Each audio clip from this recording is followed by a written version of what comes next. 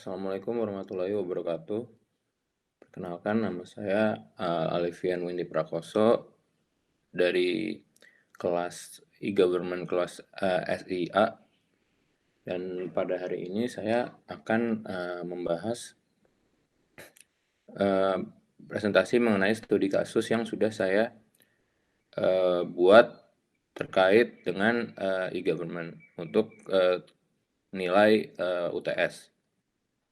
Langsung saja saya akan share screen. Pada hari ini saya akan menjelaskan tentang kejadian hacking sistem yang dialami PT Pertamina, yaitu salah satu perusahaan BUMN yang ada di Indonesia.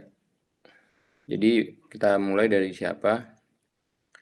Ada sebuah kelompok hacker yang menamakan diri mereka Ransom XX, dan mereka mentarget PT Pertamina sebagai sasaran mereka untuk dihack. Di mana kejadian hack tersebut? Kejadian hack tersebut terjadi dari sistem internal perusahaan PT Pertamina, dan data-data tersebut dibocorkan ke situs dark web. Situs dark web ini adalah sebuah situs di mana biasanya terjadi transaksi-transaksi yang tidak legal atau ilegal. Nah, apa yang dibocorkan? Yang dibocorkan adalah 91.000 data customer dari PT Pertamina. Data ini mencakup banyak hal seperti nama, alamat, tempat tanggal lahir, agama, dan lain-lainnya. Data pribadi ini atau data personal ini dapat dimanfaatkan oleh pihak-pihak yang tidak bertanggung jawab untuk disalahgunakan data tersebut, sehingga itulah mengapa data pribadi itu sangat penting untuk dilindungi. Dan itu juga menjadi salah satu alasan mengapa saya ingin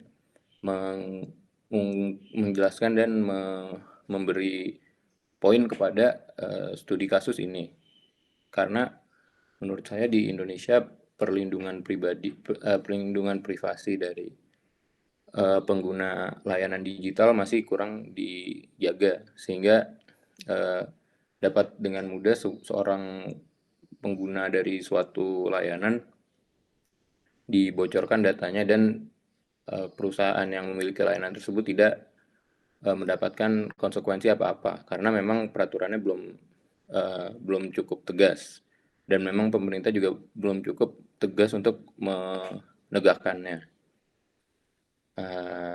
Lanjut dari kejadian hacking sistem tersebut, apa yang membuat kejadian itu jadi tersadarkan, itu ada seorang klien dari PT Pertamina yang tidak ingin disebutkan namanya. Ia melakukan order berisi BBM dan gas yang sudah dipesan selama 1,5 minggu, 1,5 minggu, namun sampai sekarang belum dikirim kirimannya tersebut, BBM dan gas. Dan klien ini dibilang oleh Pertamina bahwa sistem Pertamina sedang terjadi maintenance atau perbaikan pelayanan. Nah, biasanya maintenance ini, ya sepengalaman klien tersebut, hanya akan terisolir di satu BBM dan tidak mungkin terlalu lama, karena jika maintenance berjalan terlalu lama, Pertamina juga akan mengalami kerugian karena orderan tidak dapat masuk dan Pertamina tidak bisa mengirimkan produk-produknya. Oleh karena itu, si klien ini merasa tidak tenang, dan ia tidak percaya bahwa gangguan pengiriman ini hanya terbatas pada sebuah maintenance. Dan ya, seperti yang saya sudah bilang tadi, yang dibocorkan adalah data internal perusahaan. Kejadian ini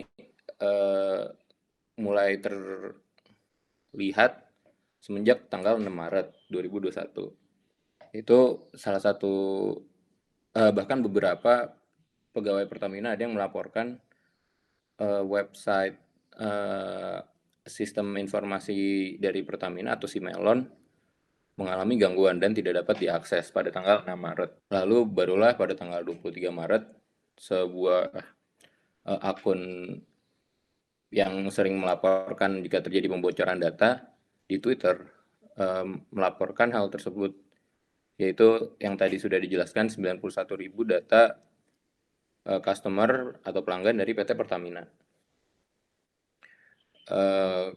Kenapa hal ini bisa terjadi? Kalau di laporan yang ditulis kemungkinan terjadi karena ada konflik lahan yang sedang terjadi antara warga dan PT Pertamina di Pancoran, Jakarta Selatan. Orang-orang di internet mengkaitkan peretasan ini dengan hal tersebut. Akibat hal ini, PT Pertamina pun harusnya di bagian bagaimana ini harusnya ada klarifikasi dari PT Pertamina.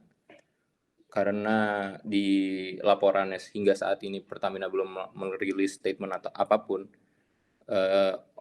orang-orang jadi cukup khawatir terkait data-datanya yang ada di Pertamina.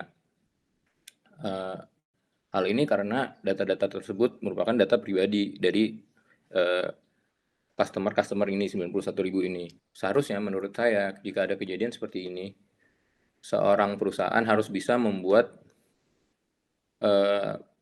klien-kliennya itu tenang, atau mungkin setidaknya melakukan suatu statement atau pernyataan umum yang bisa membuat si klien-klien ini tenang. Jika kasusnya seperti ini, di mana PT Pertamina tidak melakukan klarifikasi apa-apa, yang ada para stakeholder, para pemegang saham, para klien akan muncul rasa tidak percaya kepada Pertamina, di mana mereka merasa apapun yang dilakukan dapat saja bocor, misalnya jumlah uang yang dikirim atau bahkan uang tersebut bisa saja diretas juga dan dikirim ke rekening yang tidak bertanggung jawab atau dari rekening yang orang melakukan hack tersebut. Bagaimana untuk solusinya? Menurut saya salah satu poin penting yang harus diambil adalah peningkatan dari sistem keamanan. Di Indonesia banyak sekali perusahaan atau layanan yang membutuhkan data pribadi dari user-usernya. Dan bahkan saya sendiri juga sudah merasakan hal tersebut, di mana jika ingin mendaftar di aplikasi e-wallet, jika ingin dinaikkan limitnya hingga 10 juta, seseorang harus memasukkan data pribadi berupa ya nama, tempat tanggal lahir, alamat tempat tinggal.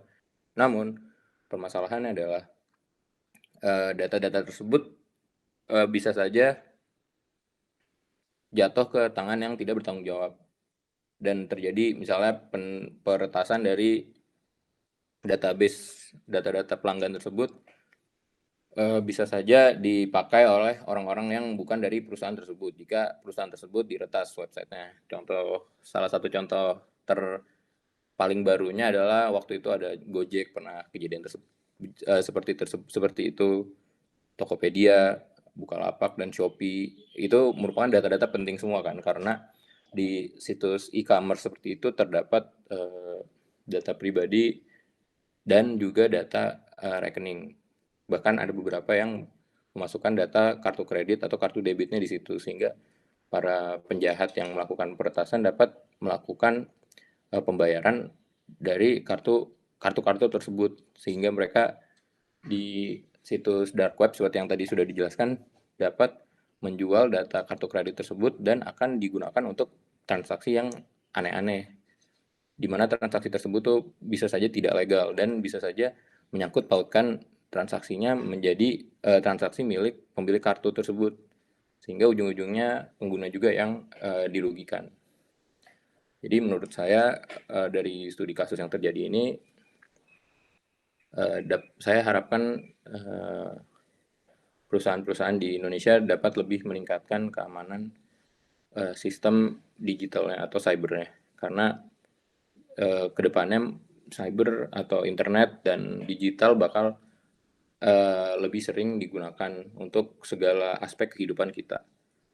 Hal tersebut justru harus dibarengi dengan peningkatan kualitas dan layanan yang ditawarkan dari tiap perusahaan-perusahaan tersebut.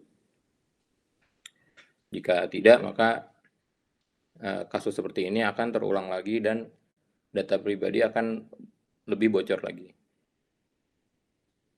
Mungkin sekian presentasi dari saya. Kurang lebihnya mohon maaf. Wassalamualaikum warahmatullahi wabarakatuh.